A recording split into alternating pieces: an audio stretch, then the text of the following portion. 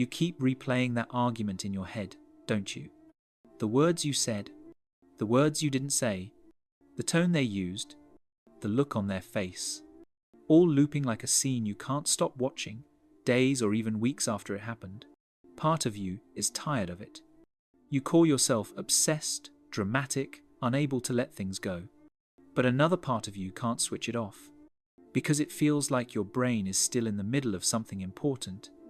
Psychology says this isn't just you being stuck for no reason. Your brain and your nervous system are actually trying to protect you. They're trying to understand what happened and what it means about you, about them, and about your future. When you see it that way, this habit stops looking like a flaw. It starts looking like emotional work being done behind the scenes. One of the first concepts here is rumination. That's when your mind goes back to the same event over and over. Not because it enjoys suffering, but because it believes there's still a lesson hidden inside. Arguments often trigger your threat detection system, the ancient part of your brain that cares about safety and belonging. So your nervous system tags that moment as high priority. Research shows that socially painful experiences light up many of the same brain areas as physical pain. That's why the memory feels so sharp.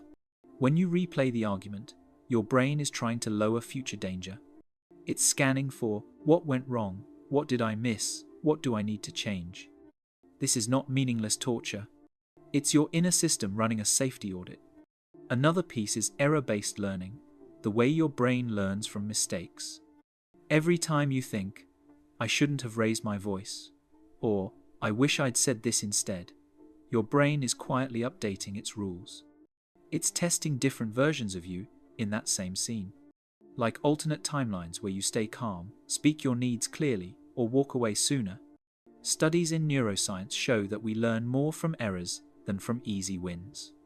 So your mind pays extra attention to moments that felt like failures. What looks from the outside like you beating yourself up is, at a deeper level, your neural network trying to rewrite your future behavior. So you handle the next conflict with more skill and more self-respect. There's also attachment theory in the background. That's about how safe or unsafe relationships have felt for you over time. If you grew up in an environment where conflict meant rejection, humiliation, or emotional withdrawal, your brain learned that arguments are dangerous. So, when a disagreement happens now, your system doesn't just see two people disagreeing. It sees, I might lose them, I might be abandoned, I might not be loved anymore. That's why you keep revisiting what you said. Your mind is checking, did I push them away? Am I still lovable? Do they still care? People with anxious or sensitive attachment styles often replay arguments not because they're petty, but because love has never felt guaranteed. Replaying is their way of desperately trying to keep connection alive in their head, while they wait to see if it's still alive in reality. Your default mode network, the brain system that switches on when you're resting or daydreaming, also plays a huge role. This network is active when you think about yourself, your past, your relationships, and your future.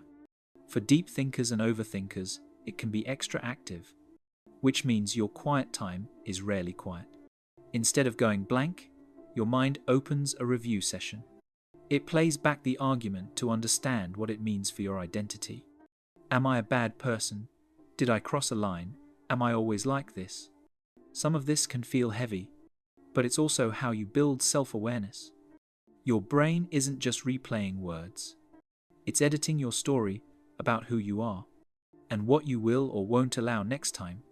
And then there's emotional regulation, the way your body handles big feelings. Sometimes you replay an argument because you never got to fully feel it in the moment. Maybe you had to stay calm, be polite, or push your anger down. So the emotion didn't vanish, it just got postponed. When things are quiet, your system finally has space to process. That's when the scene comes back with all the feelings attached. It can look like you're stuck in the past, but often you're simply feeling now what you couldn't safely feel then. This is especially true if you're sensitive and used to prioritizing other people's comfort over your own truth. So if you keep replaying arguments in your head, it doesn't automatically mean you're broken or obsessed. It often means you have a nervous system that takes relationships seriously, a brain that learns from pain rather than ignoring it, and a heart that wants to do better next time. Your mind is not just replaying to hurt you, it's rehearsing to protect you, and to upgrade the way you love and set boundaries. If this felt uncomfortably accurate, here's a gentle experiment. Next time the argument starts playing again, instead of saying, "Why am I like this?" ask, "What is my brain trying to protect me from?" or "Teach me right now." And if you want more videos that turn your so-called flaws into understandable human psychology, subscribe, share this with someone who overthinks conflict like you do, and keep learning that your mind is not your enemy, it's your ally that just needs kinder language.